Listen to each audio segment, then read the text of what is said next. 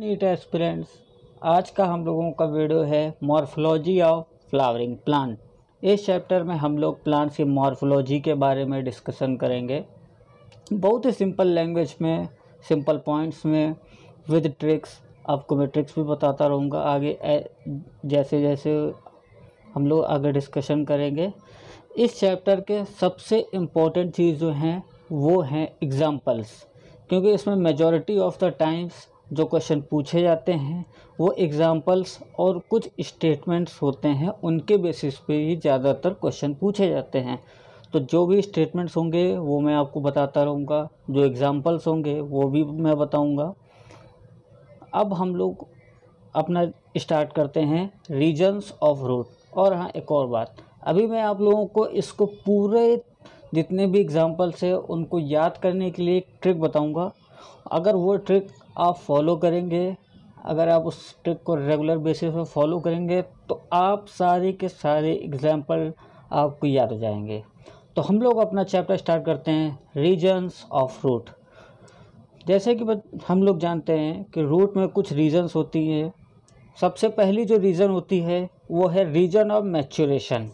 Some epidermal cells of this region form root hairs. जो region of maturation होता है वहाँ पर कुछ एपिडर्मल सेल्स पाई जाती हैं जो कि रूट हेयर के फॉर्मेशन के लिए रिस्पॉन्सिबल होती हैं। अगला रीजन होता है region of elongation. Cells of this region gradually differentiate and mature. इस रीजन की जो सेल्स होती हैं वो डिफरेंशिएट होती रहती हैं, मैच्योर होती रहती हैं, और यही जो रीजन होता है रीजन ऑफ इलोंगेशन, यही रीजन लेंथ की इंक्रीजमेंट के लिए रिस्पॉन्सिबल होता है। उसके बाद अगला रीजन है region of meristematic activity. Small thin walled cells with dense protoplasm. इस रीजन में कुछ मेरिस्टेमेटिक सेल्स पाई जाती हैं जो कि छोटी होती हैं, उनकी सेल वॉल थिन होती है, और उनका जो प्रोटोप्लाज्म होता है वो बहुत ही डेंस होता है। मेरिस्टेमेटिक एक्टिविटी मीन्स इस रीजन में जो सेल्स पाई जाएंगी वो कंटिन्यूसली डिवाइड करेंगी। अगला जो रीजन है वो है root cap. Thimble like structure covering root apex. एक थिम्बल लाइक स्ट्रक्चर होता है जो कि रूट एपेक्स, रूट एपेक्स हुई, इसको ये कवर करता है। और ये जो स्टेटमेंट है ये नीट में पूछा जा चुका है, ये इम्पोर्टेंट स्टेटमेंट है। अब हम लोग आगे डिस्कस करते हैं द रूट।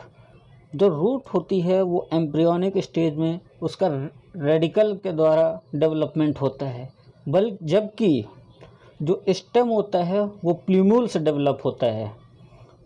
अब हम लोग अगला पॉइंट समझते हैं नॉन ग्रीन अंडरग्राउंड। जो ये सॉइल हो गई, सॉइल के नीचे जो पोर्शन होता है वो अंडरग्राउंड पोर्शन कहा जाता है। रूट्स नॉन ग्रीन होती हैं, positively geotropic, positively hydrotropic and negatively phototropic.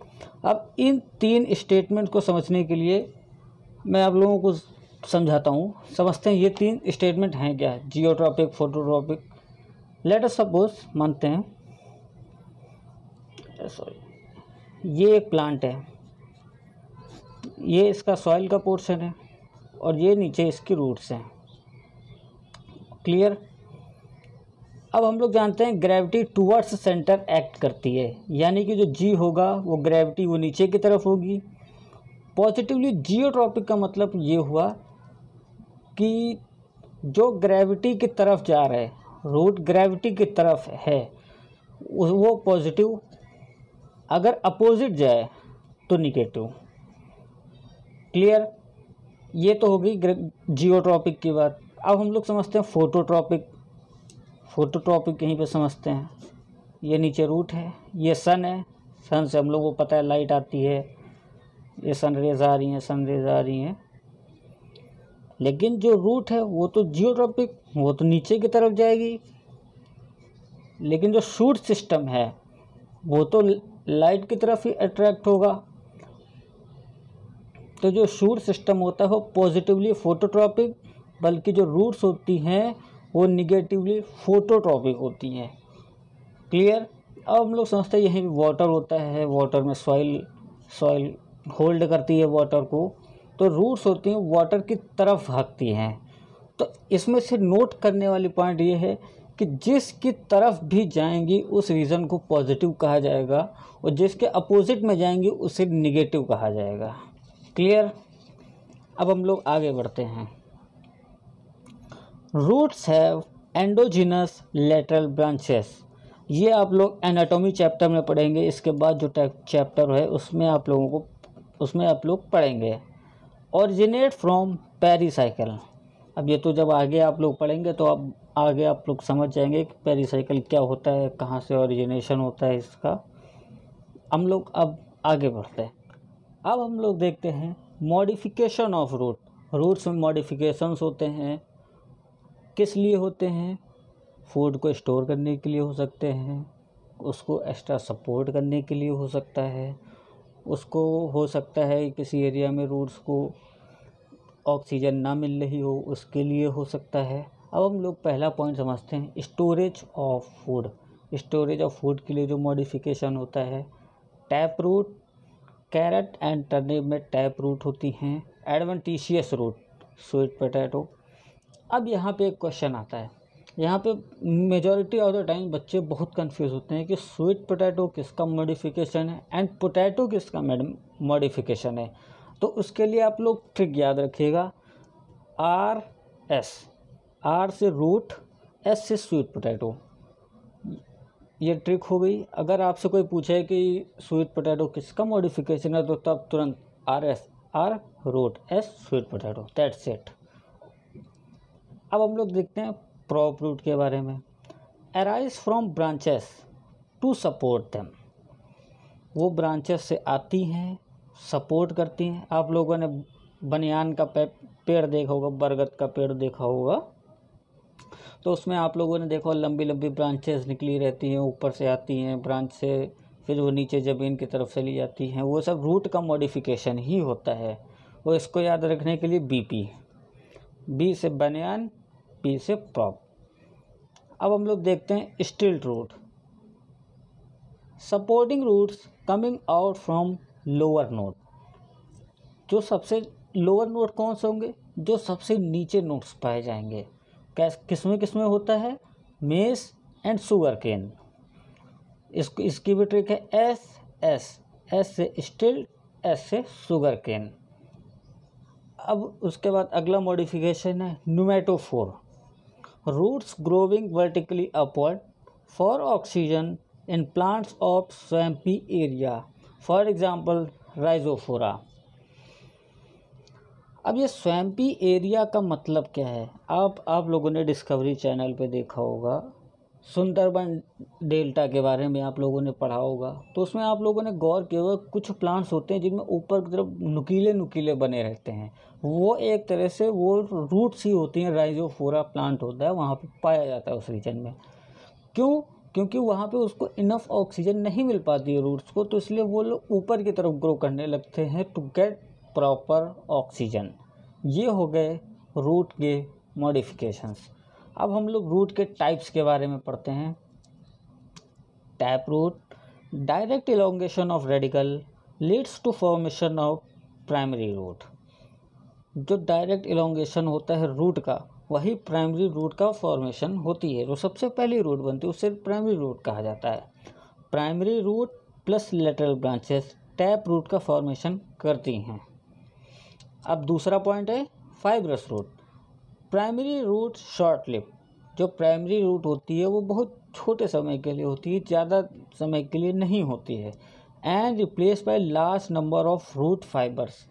अब देखिए फॉर एग्जांपल ये हम लोग मान लेते हैं, ये होगी इसकी प्राइमरी रूट।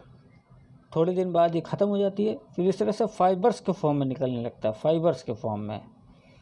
ये हो गई फाइबरस रूट। अब हम लोग इसी तरह टैप रूट में समझ लेते हैं। यहीं पे ये इस तरह होती है और छोटे छोटे लेटरल ब्रांचेस निकले रहते हैं। ये टैप रूट हो गई। Originate from base of stem.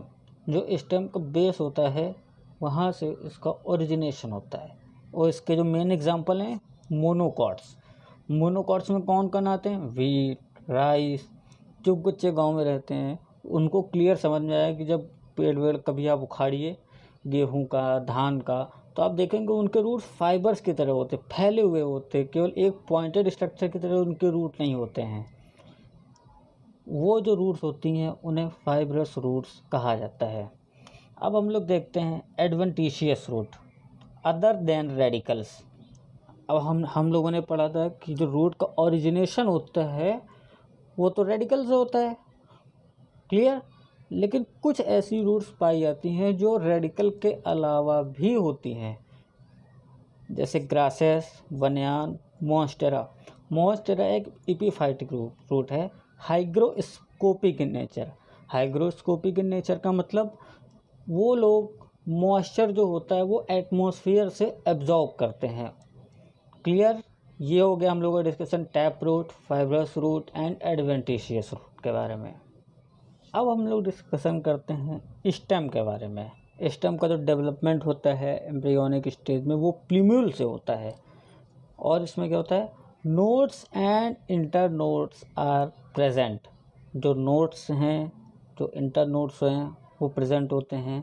Ascending cylindrical axis of plant body. Ascending का मतलब जो ऊपर की तरफ होता है उसे असेंडिंग कहा जाता है। Ascending cylindrical axis of plant body. Grow by means of terminal bud. Stem generally green, young, later brown and woody. आप लोगों ने देखा हो जब कोई प्लांट नया नया प्लांट ग्रो करता है तो जो स्टेम होता है उसका वो ग्रीनिश कलर का होता है, लेकिन जैसे जैसे वो प्लांट बड़ा होता रहता है वो धीरे धीरे ब्राउन और वुड में कन्वर्ट होता रहता है, brown and woody. Bears buds. Stem पे बड्स प्रेजेंट होती हैं विच में भी एपिकल और एक्सिलरी। जो बड्स होती हैं कॉम्पैक्ट छोटी छोटी होती हैं। Immature shoot. बर्ड्स हैं वो दो टाइप की होती हैं, vegetative bird and floral bird. Vegetative bird जो होती हैं वो शूट सिस्टम का फॉर्मेशन करती हैं, लेकिन जो फ्लोरल बर्ड होती हैं वो फ्लावर का फॉर्मेशन करती हैं। अब हम लोग यहाँ पे देखते हैं axillary, present between leaf and upper part. आप लोगों ने देखा हो जो लीफ है, जो अपर पोर्शन होता है वहाँ पे एक्सिलरी बर्ड पाई जाती है। Eye of potato tuber axillary bud का एग्जाम्पल है, ये बहुत इंपॉर्टेंट एग्जाम्पल है, डीट में बहुत बार पूछा जा चुका है, तो ये पॉइंट आप लोग नोट कर लीजिएगा, याद रखिएगा। अब हम लोग कुछ इसके फंक्शंस के बारे में जानते हैं। स्टेम का फंक्शन क्या होता है, conduction of water and minerals, ये सबको पता है। Spread branches, bear leaf, flower, fruits, ये भी सबको पता है। Storage of food, support, production and vegetative propagation. Vegetative propagation का मतलब होता है कि बिना सीड के कोई प्लांट हम लोग जर्मिनेट कर देते हैं, कोई नया प्लांट बना देते हैं, उसे वेजिटेटिव प्रोपागेशन कहा जाता है। क्लियर, फंक्शन सबको पता है। अब हम लोग आगे देखते हैं मॉडिफिकेशन ऑफ स्टेम। स्टेम को मॉडिफिकेशन 3 लेवल पे होते हैं। पहला लेवल अंडरग्राउंड स्टेम, दूसरा लेवल सब एरियल स्टेम, तीसरा लेवल एंड एरियल स्टेम। अब हम लोग डिस्कशन करते हैं अंडरग्राउंड स्टेम के बारे में। जो पहला मॉडिफिकेशन है स्टेम का, बल्ब। इसमें 4 तरह का मॉडिफिकेशन पाया जाता है, bulb, rhizome, corm and tuber. Tuber भी हम लोग आगे पढ़ेंगे। अब bulb, unbranched disc shape stem surrounded by scaly leaves. Example है इसके onion and garlic. Rhizome, bud present on node, scaly leaves present, ginger, turmeric, lotus and banana. Corn, grow vertically inside soil, scale leaves present, कोलागेसिया, जमीगन। ये NEET का question है, ये NEET में पूछा जा चुका है, एक बार पूछा गया था, इसको आप लोग याद रखिएगा। ट्यूबर, पजेस बड और आई। पोटैटो में आप लोग आलू में देखे होंगे, जब आलू को बोना होता है खेतों में तो उसके वो बड्स जो होती है वहाँ से उन्हें आँखें कहा जाता है, वहाँ से कुछ जर्मिनेट होता हुआ दिखता है, वही होती है आइस, और वो ट्यूबर होता है जो कि स्टेम, अंडरग्राउंड स्टेम का मॉडिफिकेशन होता है। अब यहाँ पर एक क्वेश्चन आता है, जो अंडरग्राउंड स्टेम होते हैं उनको रूट क्यों नहीं होती हैं, why are they not root. Example, पहला तो उनका ओरिजिनेशन वो प्लूम्यूल से होता है, नोड्स एंड इंटरनोड्स प्रेजेंट रहते हैं। रूट हेयर कैप एब्सेंट होती है जो कि रूट्स में प्रेजेंट होती हैं। Scaly leaves and axillary bud present होती हैं जो कि ये दोनों चीज़ें रूट में एब्सेंट होती हैं। क्लियर। अब हम लोग आगे बढ़ते हैं सब एरियल स्टेम के मॉडिफिकेशन के बारे में। ऑफसेट, पिस्टिया एंड इकोनिया ये इसके एग्जाम्पल हैं। ये नीट में पूछा जा चुका पॉइंट है, ये बहुत पूछा जाता है। अगर सब एरियल स्टेम के बारे में पूछा है तो इन दोनों में से 70 to 80% चांसेस है कि यही दोनों चीज़ें पूछेंगी। और इनका ये साइंटिफिक नेम है पिस्टिया वाटर लेट्यूस, इकोनिया वाटर हाइसिंथ। अब ऑफसेट एग्जाम्पल तो चलो याद करने के लिए मैंने पहले ही बता दिया। अब हम लोग समझते हैं ऑफसेट होती क्या है। Each node bears rosette of leaves and tuft of roots, मतलब एक ही जगह से लीव्स ढेर सारी निकल आती हैं एंड रूट्स भी होती हैं इस तरह से। अभी मैं आप लोगों को इसमें फ़ोटोज़ भी दिखाता चलूँगा हर एक में ये कैसे होती हैं। नेचुरल फ़ोटोज़ में आप लोगों को दिखाऊँगा, आप लोग समझते चलिए। अब देखते हैं रनर, ग्रासेस एंड स्ट्रॉबेरी। आप लोगों ने ग्रासेस का फील्ड देखा होगा कभी, ऐसे प्लेन फील्ड पड़ा हो, कुछ ना हो, सिर्फ मिट्टी हो, उसमें थोड़ी सी घास लगी हो, फिर बारिश वारिश हो, कुछ टाइम के बाद देखेंगे आप धीरे धीरे वो ग्रास पूरे ग्राउंड को कवर करने लगती है। अब हम लोग यही जो चीज़ें होती हैं इसी को रनर कैटेगरी में रखा गया है। Spread to new niche. New niche का मतलब होता है, नाइके का मतलब होता है एक नए एरिया में। लॉन्ग इंटरनोड्स, इनकी जो दो नोड्स के बीच में जो डिस्टेंस होती है उसे इंटरनोड कहा जाता है और वो डिस्टेंस बहुत ज़्यादा होती है। रन अलोंग सॉइल सरफेस, जैसे जैसे सॉइल का लेवल होता है उसी तरह वो उस पर आगे बढ़ती चली जाती हैं। अब हम लोग आगे समझते हैं स्टोलन के बारे में। Mint and jasmine. मिंट का मतलब आपने मेंथा का पेड़ देखा होगा। A lateral branch arise from subaerial node. Subaerial का नोड का मतलब होता है कुछ पोर्शन एयर में और कुछ पोर्शन सॉइल में, उसे सब एरियल नोड कहा जाता है। Grows upward and then arch downward, इसका मतलब वो थोड़े समय के लिए ऊपर मूव करेंगी फिर वो नीचे मूव करने लगती हैं। और जो अगला पोर्शन है वो है sucker, banana, apple, chrysanthemum. Subaerial branch arise from subaerial node, ठीक है। Grows parallel to soil and arise vertically upward from soil, मतलब अगर जैसे ये पूरा समझ लेते हैं ये एक सॉइल का लेवल है तो इसके साथ साथ मूव करेंगी और ऊपर की तरफ मूव करेंगी, अपवर्ड फ्रॉम सॉइल। अब हम लोग डिस्कशन करते हैं एरियल स्टेम। एरियल का स्टेम का मतलब होता है जो हवा में होता है, हवा में जो स्टेम पाया जाता है उसे एरियल स्टेम कहा जाता है। पहला stem tendril, axillary bud modified into tendrils for climbing. For example gourds, cucumber, pumpkin, grape vine, watermelon. आप लोगों ने वाटरमेलन का जब पौधा देखा होगा तो उसमें आप लोगों ने देखा होगा टेंड्रिल्स प्रेजेंट होती हैं उसको सपोर्ट करने के लिए, आगे बढ़ने के लिए। वो स्टेम टेंड्रिल का ही मॉडिफिकेशन होता है। अब हम लोग आगे देखते हैं bulbil. Multicellular structure functions as vegetative propagation. मैंने आपको बताया वेजिटेटिव रिप्रोडक्शन या वेजिटेटिव प्रोपगेशन के बारे में अभी मैंने आपको बताया था। इसके जो एग्जांपल्स हैं ये बहुत इंपॉर्टेंट है, ये बहुत पूछे जाते हैं। अब हम लोग अगला मॉडिफिकेशन पढ़ते हैं thorn, apex of branch modified to pointed structure. आप लोगों ने पेड़ में कांटे देखे होंगे, वो एक स्टेम का मॉडिफिकेशन होता है, किसमें, सिट्रस एंड बोगनवेलिया। ये भी इम्पोर्टेंट है, ये भी नीट में पूछा जा चुका है। अब मेन चीज़ पता है बच्चों, इसमें कन्फ्यूज़न में मेजॉरिटी ऑफ द टाइम जो क्वेश्चन पूछा कन्फ्यूज़न कहाँ पे आता है। यही जो सेम मॉडिफिकेशन आप लोग पढ़ रहे हैं, यही सेम मॉडिफिकेशन इसी तरह के जब लीफ मॉडिफाई होती है तब होता है। जैसे जो स्टेम टेंड्रिल है, आप आगे चल के भी मैं बताऊंगा लीफ टेंड्रिल्स के बारे में। जो थॉर्न है इसमें ये यहाँ पर तो स्टेम का मॉडिफिकेशन होता है, लेकिन कुछ प्लांट्स में लीफ का भी मॉडिफिकेशन होता है, वो थॉर्न में आ जाते हैं। अब हम लोग देखते हैं कुछ और photosynthesis, stem modify, flattened stem, phylloclade Opuntia, cylindrical stem, Euphorbia. ये भी नीट में पूछा जा चुका पॉइंट है। Cladode, stem modified into leaf like structure and internal long Asparagus Ruscus. ये ज़्यादा इम्पोर्टेंट नहीं है, अगर याद करना हो तो याद कर सकते हैं, अगर ना याद करना हो छोड़ सकते हैं, मैं बस बता दिया है आप लोगों को। अब हम लोग अपना डिस्कशन करते हैं लीफ के बारे में। लीफ का ओरिजिनेट कहाँ से होती हैं? Leaf originate from shoot apical meristem arrange in acropetal और सेंट्रीपिटल ऑर्डर।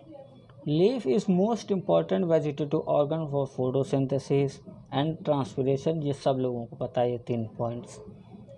ये लीफ का स्ट्रक्चर होता है, ये भी आप लोगों को पता हो, मैंने बस बनाने के लिए बता दिया है।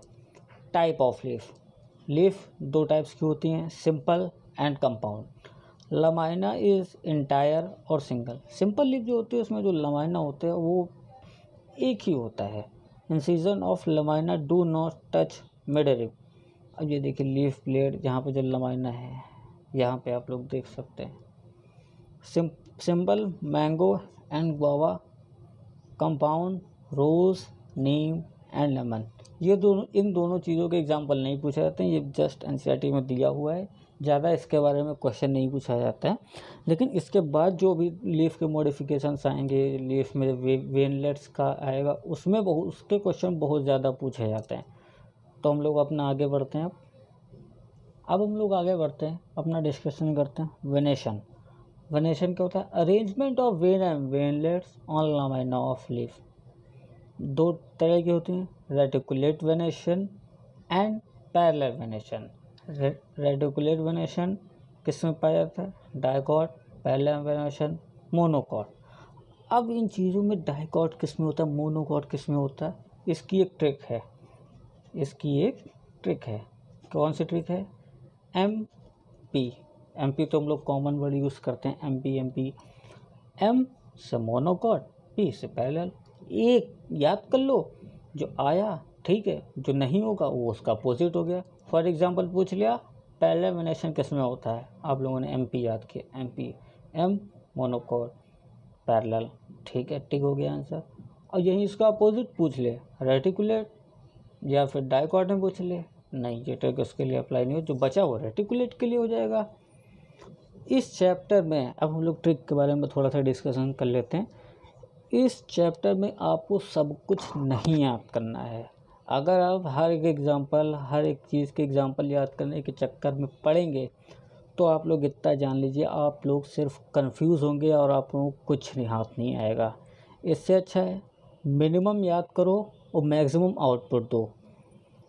छोटी छोटी बातें पकड़ो को, जैसे ये दोनों हैं, ये दोनों एक दूसरे के अपोजिट हैं, तो इनमें से कोई एक याद करो, आया ठीक है, जो बच गया वो उसका उल्टा हो जाएगा। इससे आप लोगों को कन्फ्यूज़न कम से कम होने लगेगी और आप लोगों के पेपर्स में एक्यूरेसी भी इंक्रीज़ होगी। अब हम लोग देखते हैं आगे, ये तो हो गई ट्रिक के बाद। अब लोग आगे बढ़ते हैं, कंपाउंड लीफ के बारे में पढ़ते हैं। Compound leaf, pinnately compound leaf and palmately compound leaf. Material form common axis called rachis. For example, neem. Palmately compound leaflets are attached to become 2 common axes, that is the tip of petiole. For example, silk and cotton. ठीक है, अब इसके trick के बारे में याद करते हैं। अब देखो, अगर जैसे आप पूछ लिया नीम मॉडिफिकेशन बताओ कंपाउंड लीफ का, पाइनेटली है कि पामेटली है, अब वहाँ पर तो बहुत कन्फ्यूजन, क्या होगा क्या नहीं होगा। अब देखो यहाँ पे डबल ई है, यहाँ पे डबल एन है, समझ गए।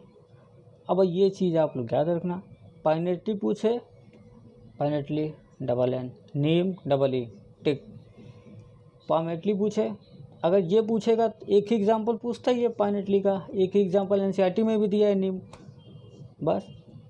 पाइनेटली पूछे नीम, अगर पाइनेटली पूछा है वो एग्जांपल में से कॉटन दिया हुआ है, आप पता है नहीं ये वाला नहीं है, गलत, काम ख़त्म। जो ऑप्शन होगा उसके अकॉर्डिंग आप लोग टिक कर दिया, आगे बढ़िए। Confusion minimum, output maximum. इस तरह से अगर आप मॉर्फोलॉजी पढ़ेंगे, उसे याद करेंगे, तब आप लोगों को अच्छे से याद भी रहेगी और आप लोग गलती भी नहीं करेंगे। अगर आप सोचते हैं कि हम सब कुछ याद कर लेंगे A to Z जितने एग्जाम्पल है, फिर आप लोगों को दिक्कत आएगी, फिर आप लोग क्वेश्चन गलत करेंगे। जब पेपर देंगे तो उसमें कन्फ्यूज़न होगा। इससे अच्छा है कन्फ्यूज़न ना ही हो, थोड़ा थोड़ा याद करो, मिनिमम याद करो, मैक्सिमम उसको अप्लाई करो। अब हम लोग आगे देखते हैं फाइलोटैक्सी के बारे में। Pattern of arrangement of leaf, जो लीफ का अरेंजमेंट कैसा होगा उसे फाइलोटैक्सी कहा जाता है। Alternate single leaf at each node in an alternate manner. यहाँ पे डायग्राम आप देख सकते हैं, एक यहाँ पे है, एक यहाँ पे है, ये वाली एक नोड हो गई, एक ये नोड हो गई, एक एक लीफ है और अल्टरनेट है, एक इधर है तो एक इधर होगी, इसके एक इधर फिर एक इधर फिर एक इधर फिर एक इधर। एग्जाम्पल की जो ट्रिक है, CMS बहुत फेमस स्कूल है।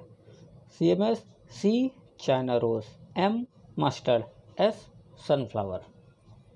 Opposite pair of leaf at each node opposite side, for example guava and calotropis. ये देखिए स्टेम, इसका अरेंजमेंट देखिए, इधर है फिर इधर फिर इधर फिर इधर। एक ही नोड पे पेयर हैं, एक ये एक पेयर हो गया। Eight each node opposite side है, एक साइड इधर तो एक साइड इधर। Example guava and Calotropis. Calotropis तो बहुत पूछा जाता है नीट में, बहुत ज़्यादा। वर्ल्ड यानी कि एक ही जगह पर ढेर सारी, more than 2 leaves arise at each node from wall. ये एक नोड है और इसी नोड से ढेर सारी लीव्स निकल रही हैं, ढेर सारी लीव्स निकली हुई है। फॉर एग्जांपल अल्स्टोनिया एंड नेरियम, ये तो फेवरेट है नीट का। ये जो मैं एग्जांपल नीट में बताऊँ, ये सब क्वेश्चन पूछे जा चुके हैं। जो आप लोग सैम्पल पेपर्स लगाएंगे उन सैम्पल्स में पेपर्स में भी ये क्वेश्चन बहुत पूछा जाता है। अब ये डिस्कशन हो गया हम लोग फाइलोटैक्सी के बारे में। अब हम लोग आगे बढ़ते हैं। अब हम लोग देखते हैं लीफ के मॉडिफिकेशन के बारे में। लीफ के जो मॉडिफिकेशंस होते हैं वो क्या क्या होते हैं? Leaf tendril, leaf spine and fleshy leaf. अभी मैंने आपको बताया था कि लीफ टेंड्रिल और लीफ स्पाइन हम लोग फिर पढ़ेंगे। कुछ लीफ का मॉडिफिकेशन होता है, कुछ में स्टेम का मॉडिफिकेशन होता है। तो ये दोनों चीज़ें अलग अलग जगह पे क्लियरली ध्यान से पढ़िएगा। Leaf tendril climb and support के लिए ये बताया था, टेंड्रिल का काम होता है P and sweet pea. Leaf spine कांटेदार, क्यों? Defence protection. कैक्टस का पेड़ देखा होगा आपने, opuntia. Fleshy leaf food storage के लिए, onion and garlic. Expanded petiole, leaves small and short live, petiole expand, green synthesise food. अगर फूड का सिंथेसिस होगा तो मतलब कि फोटोसिंथेसिस होगी। फॉर एग्जांपल ऑस्ट्रेलियन एकेसिया, ये भी नीट में पूछा जा चुका पॉइंट है। Pitcher plant, insectivorous trap insect. Pitcher plant आप लोगों ने वीनस फ्लाई ट्रैप का प्लांट देखा होगा, वो कैप्चर कर लेते हैं। वो कोई इंसेक्ट आता है तो तुरंत बंद हो जाता है, कैप्चर कर लेता है। क्यों? टू मीट इट्स जो न्यूट्रिएंट्स होते हैं उसमें नाइट्रोजन होता है, किसी भी एनिमल में नाइट्रोजन का कंटेंट ज़्यादा होता है। तो अपनी नाइट्रोजन कंटेंट की रिक्वायरमेंट को फुलफ़िल करने के लिए उन लोगों ने ये जो इस तरह के प्लांट्स होते हैं उन्होंने इस तरह का मॉडिफिकेशन किया। Example pitcher plant, Venus fly trap. अब हम लोग देखते हैं अगला point, inflorescence, arrangement of flower on floral axis. A flower modified shoot, ना कि मॉडिफाइड लीफ। ये बहुत इंपॉर्टेंट पॉइंट है इसका। Shoot apical meristem changes to floral meristem. Clear? अब हम लोग अगला पॉइंट डिस्कस करते हैं इन्फ्लोरेसेंस का। When shoot tip is modified into flower, वो ऑलवेज सॉलिटरी होती है।